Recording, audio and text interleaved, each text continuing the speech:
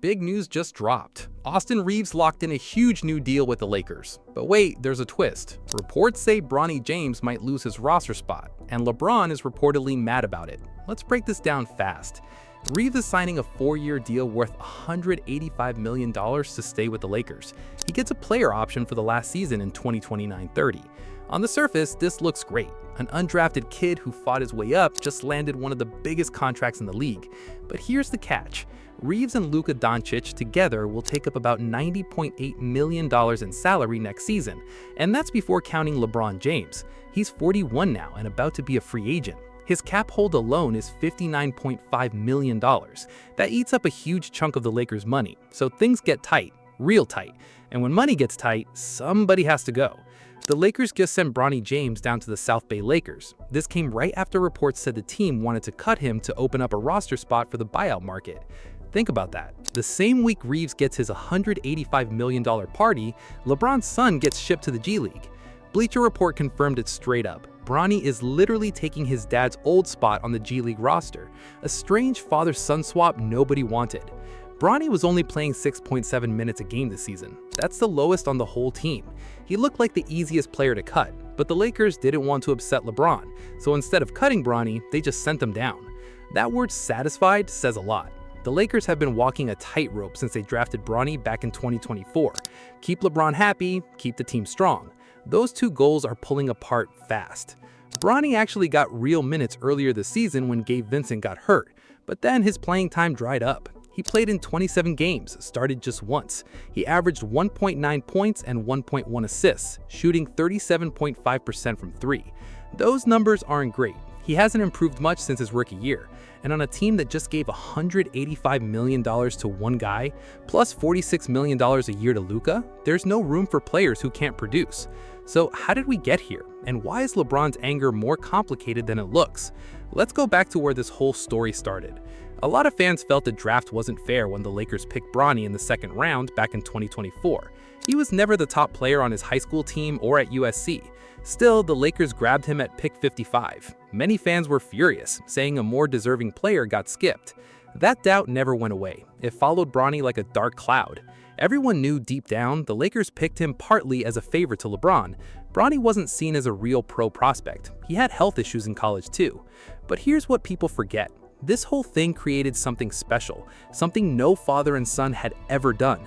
LeBron and Bronny became the first father and son duo to play in the league together back in October 2024 and the first to play on the same team. When they shared the court in the 2026 playoffs, LeBron was overwhelmed. He said it was the craziest thing that ever happened in his career. He talked about his whole family being there, his mom watching her son and grandson play together in the playoffs. He called it insane.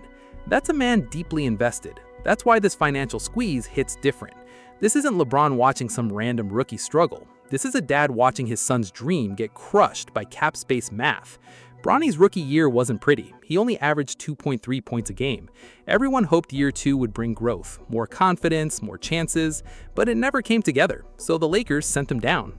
There were some bright spots though. That's what makes this whole thing messy instead of simple. Bronny played big minutes during LeBron's return to Cleveland. He threw down a breakaway dunk while fans chanted, "We want Bronny." Coach Redick gave him the chance, and Bronny delivered. 8 points, 3 for 3 shooting, plus an assist and a steal. Later in the season, injuries opened up more minutes. Bronny dropped a career-high 17 points against Milwaukee. Then he exploded for 39 points in the G League on Monday. 39 points. That's not a stat line from a guy with no future. A lot of people thought drafting Bronny was just a favor that would flop. But he's been proving doubters wrong. He's averaging over 20 points with South Bay in the G League, and he's found some confidence with the Lakers too. So the real question isn't whether Bronny can play, it's whether the Lakers have the patience and the roster space to wait for him. And now, with $185 million tied up in Reaves, that patience comes with a price tag. Let's talk about what Reaves actually did to earn this deal. His story makes Bronny's squeeze feel less personal, and more like simple math. Reaves has transformed over the last 5 years. He turned down a second-round pick from Detroit back in 2021. Instead, he joined the Lakers on a two-way deal, then signed the standard contract a month later. That's where his story and Bronny's connect a bit. Both came in as question marks. Both wore purple and gold under strange circumstances. But while Bronny stalled, Reaves blew up. Playing alongside Luka for the final 2 months of the 2024-25 season unlocked his best basketball yet.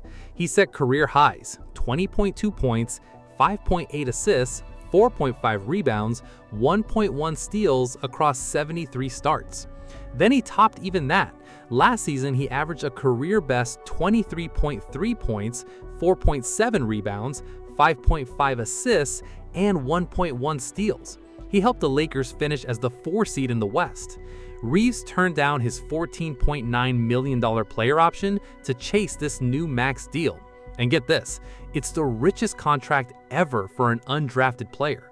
Bigger than Duncan Robinson's $90 million deal with Miami back in 2020. Nearly double it. And it wasn't a free pass either. Multiple teams wanted Reaves, including Detroit, ready to offer max money. The same Pistons team he once turned down. Wild full circle moment. The Lakers and Reaves camp negotiated for 10 straight days. Right after the finals, Lakers ownership met with Reaves and his agents. They brought personal touches, custom AR pillows, even his favorite country music playing. This wasn't just a business deal, it was a statement. Reaves wants to be a Laker for life. He wants to win a title for this city. Even Luka got involved. He reportedly told the front office not to trade Reaves even for a guy like Giannis. When your superstar draws that line, you listen. So the Lakers paid up. Now, Reaves and Luka together cost $90.8 million. Every dollar spent is a dollar gone. And that leaves almost nothing for patience with a guy scoring under 2 points a game. It's not personal, it's just brutal roster math. Here's where things get uncomfortable. LeBron isn't just watching from the sidelines. He's the dad, he's the teammate, he's the franchise legend the team is trying not to upset. And the cameras have caught moments that say more than words ever could. During a game against Golden State, Bronny threw a bad pass to DeAndre Ayton. It turned into a turnover. Cameras caught LeBron on the bench, shaking his head, clearly frustrated. That clip went viral instantly. It wasn't the only time. LeBron put his head down and mouthed no during another rough play. In a loss to Dallas, Bronny threw a slow pass that got picked off easily. Cameras caught LeBron pointing at the floor, showing Bronny he should have bounced it instead. Normally, a vet coaching a rookie through mistakes is no big deal, but this isn't just any vet and rookie. It's father and son. Every frustrated head shake hits different when millions of people are watching live. Social media went wild over it. Fans found it funny given the father-son dynamic, but LeBron has stayed careful. He hasn't shown his true feelings publicly. When Bronny had his big moments, the career-high game, the G League explosion, LeBron was right there celebrating. He posted on X after watching Bronny go off in the G League, "Bronny going nuts right now, wow. A proud dad, no doubt about it." But pride doesn't fix roster math. The Lakers have spent the whole season trying to balance LeBron's feelings with building a winning team.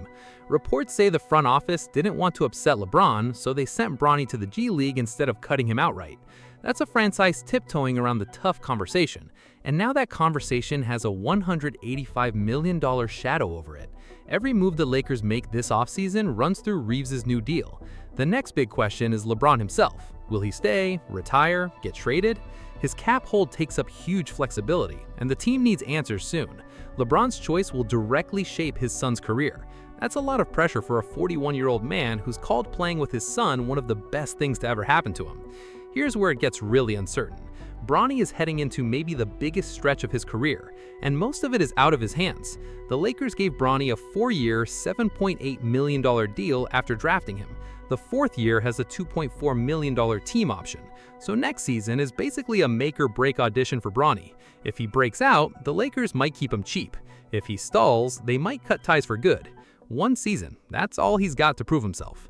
Right now, the numbers tell 2 different stories. In the NBA, he's averaging 2.9 points on 38.9% from 3.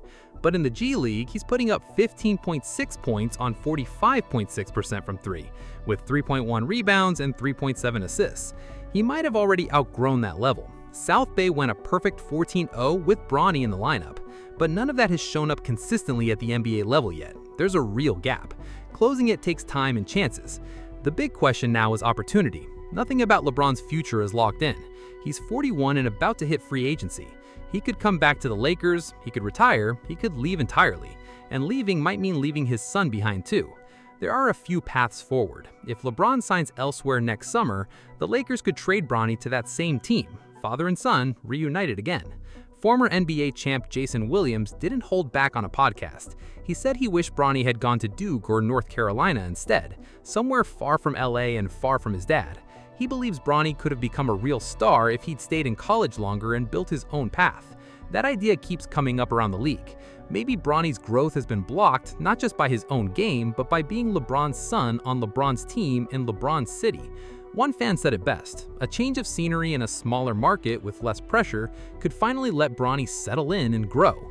There's truth to that. Bronny has gone from looking lost in the NBA to actually belonging, but he's still a few years from being a guy a winning team can fully count on.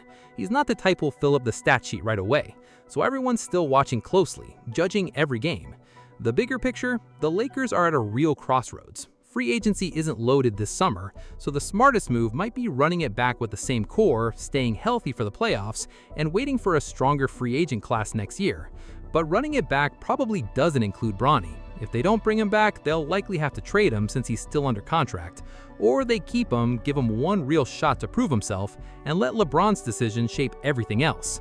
One thing's clear, that $185 million deal for Reaves didn't just reward his journey, it sped up a tough decision the Lakers always knew was coming, about the other player on their roster who never had a normal path to the NBA either.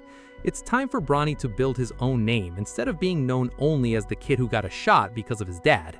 That window is closing fast. The money spent, the roster's set. And somewhere in the middle of all this, LeBron James, the greatest scorer ever, is watching his son's future get decided by spreadsheets and salary numbers. The anger makes sense, but the whole situation? That's a lot harder to figure out.